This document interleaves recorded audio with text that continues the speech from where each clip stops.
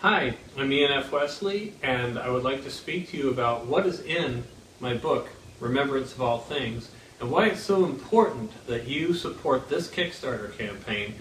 Remembrance of All Things is important because it reveals the biggest and most important surprise in all of Western history. The book is important because it reveals something important, something so important that it could heal the madness that has been provoking human civilization to destroy itself and the environment as well. The important revelation is that the Bible doesn't merely present two religions, Judaism in the Old Testament, Christianity in the New Testament, but it presents a third religion, the Shamanic order of Melchizedek. This third religion is encoded throughout the whole Bible, in nearly every one of its 66 books. This religion, and not Judaism or Christianity as we know them, contained the spirituality and the values of all of the prophets and of Jesus Christ. Sounds improbable? Of course it does, until you see the evidence.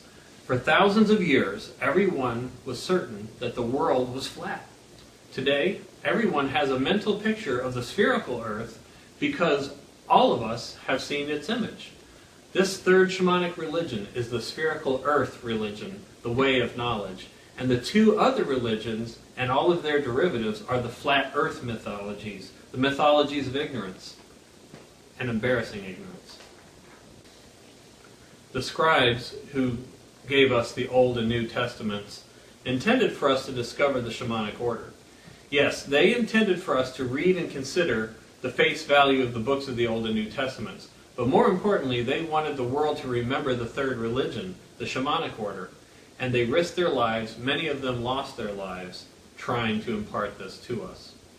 So, if this third religion is extensively documented throughout the whole Bible, as I am insisting it is, how the hell could Bible scholars and students of the last 1900 years miss it?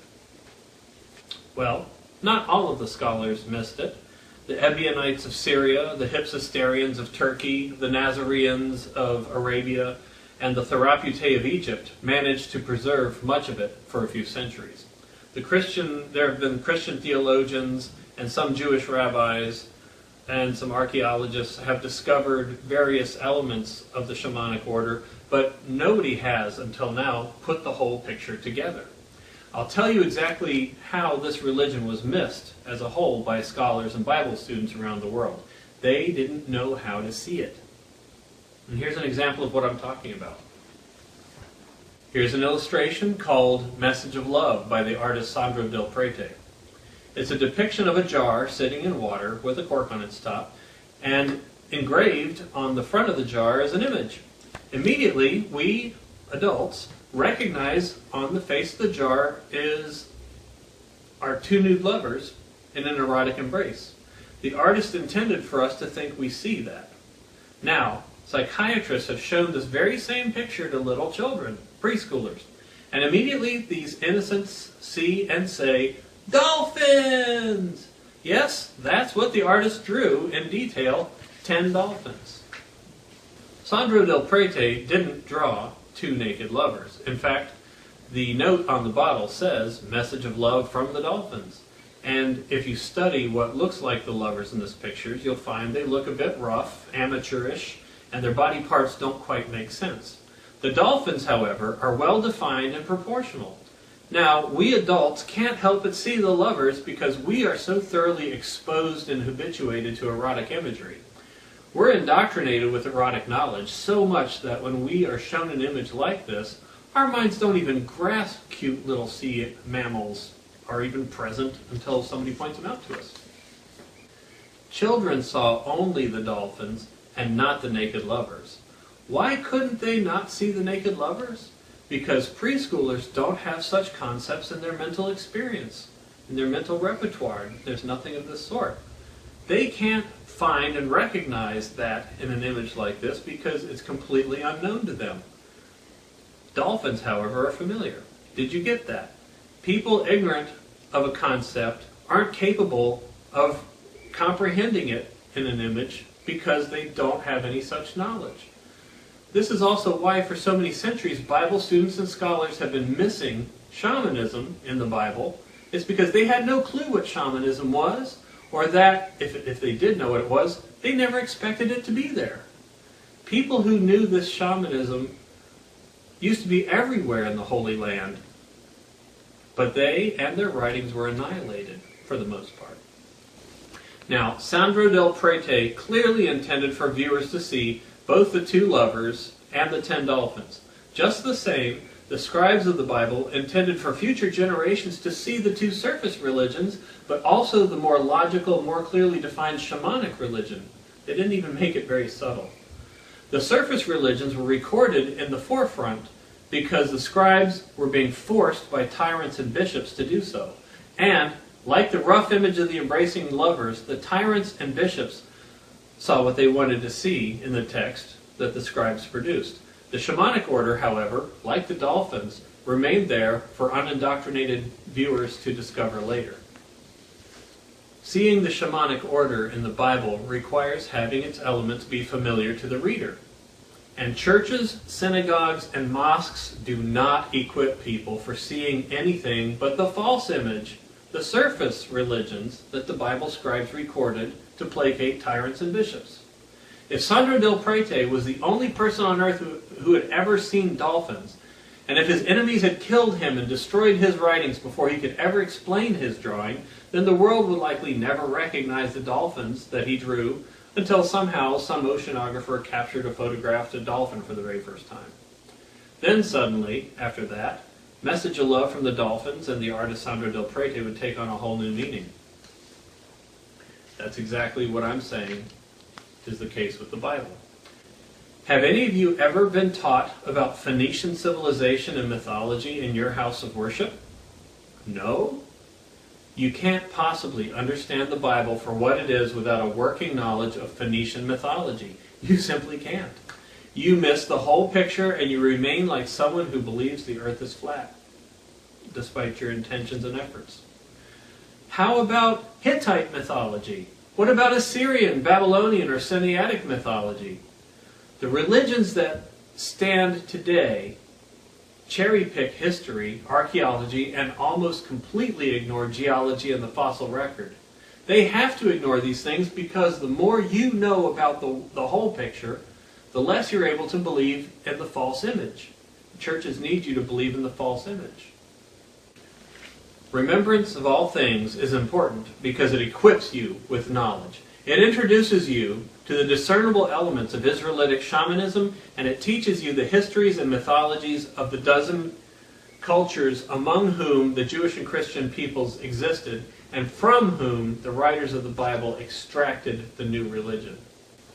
Remembrance of all things brings to bear hard evidence from archaeology, and it provides a rock-solid forensic analysis of the Bible's original texts. This book doesn't rely at all on my own personal interpretation. My book presents peer-reviewed scholars, well-established reference materials, including Strong's Concordance and the Jewish Encyclopedia. It also stands up to the bright light of reason, which has logically been the historical archenemy of the Abrahamic religions. When the reader has a working knowledge of shamanism, archaeology, and consistently mistranslated terms, and the histories and mythologies of Israel's neighbors, then the reader can clearly see the message the Bible's writers most wanted them to see.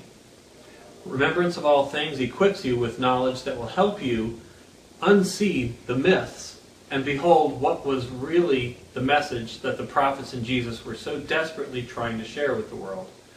But the prophets and Jesus were silenced and censored. Their messages could only be preserved in code, in parables, in tongue-in-cheek references. But once you see it, it outshines the false mythologies. So what was in the shamanic order, which my book will reveal? The shamanic order taught gender and racial equality. It taught that the earth and nature are sacred. It promoted reason and wisdom, simple living, and it contained a practical knowledge of the higher functions of the human mind that, frankly, the ignorant religions have banished. Israelitic shamanism taught a transcendental consciousness that engendered a bond and a sense of responsibility in the practitioner for his fellows, near and far, past and future, and to all of nature. Now, that is a true righteousness. So, why is it vital to know about biblical shamanism, even if you're not religious? Why does the world have to see this previously lost spirituality and not just the surface religions? I'll tell you why. Because the surface religions are killing us. It's not just the believers of these religions, but the mindset and values these religions have injected into the cultures they influenced. Yes, the false religions are causing suffering, anguish, death, and destruction, not just among humans, but in the animal and plant kingdoms as well.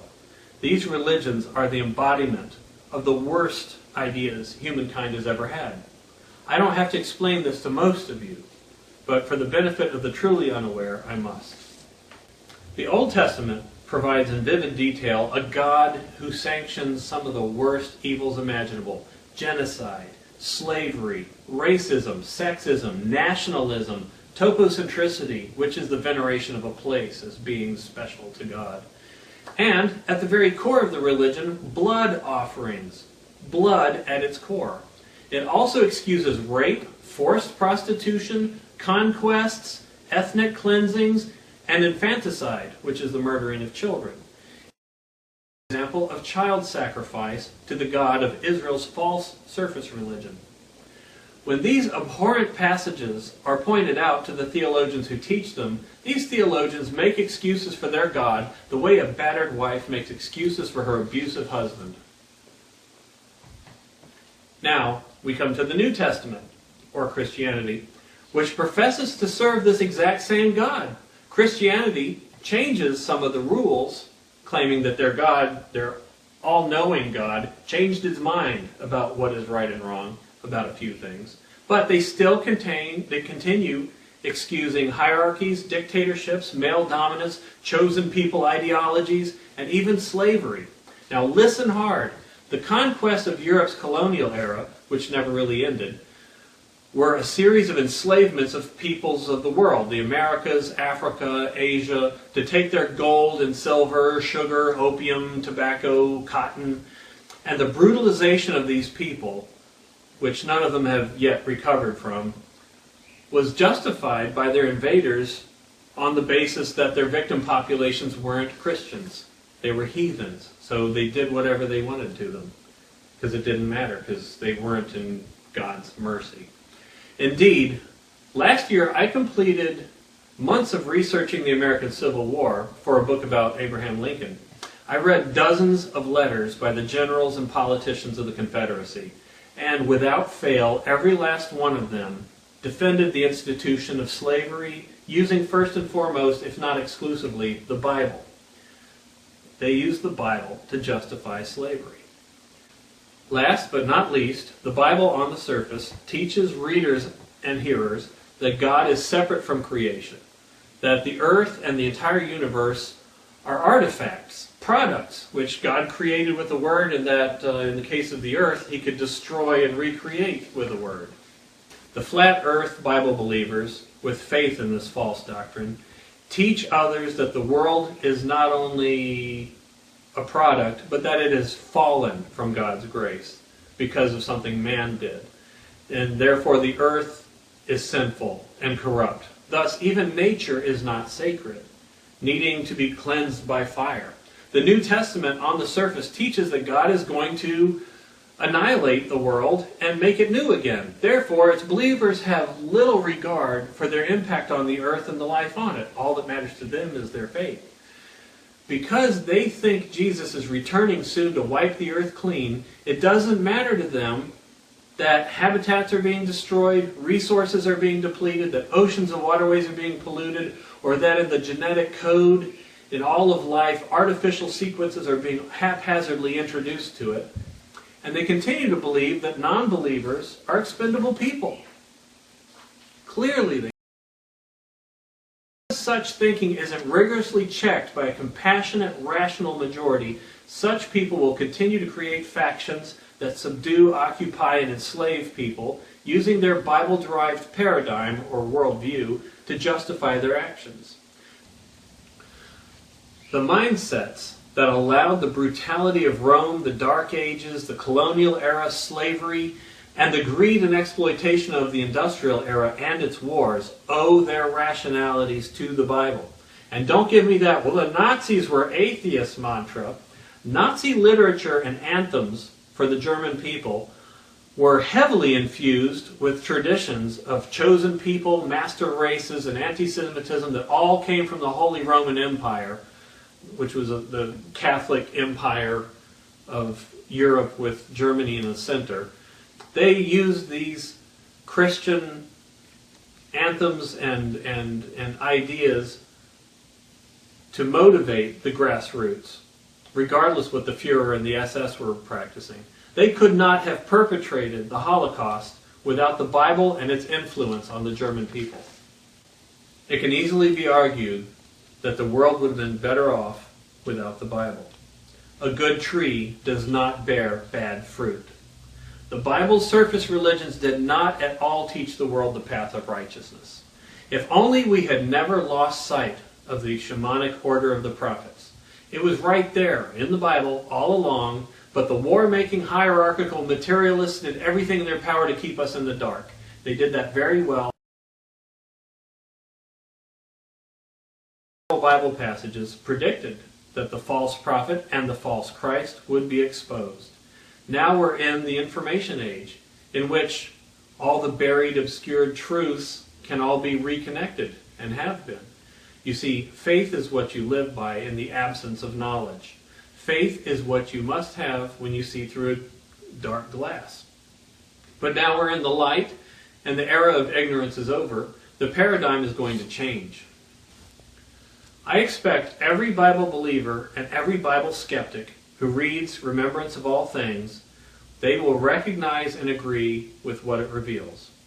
I'm asking you to take your final leap of faith and put your money into this campaign. Your money will not only help me finish the book and secure your own copy, but it will help me produce a very large video lecture series that will be available for free online, and it will be jam-packed with some of the most fascinating information you will ever see.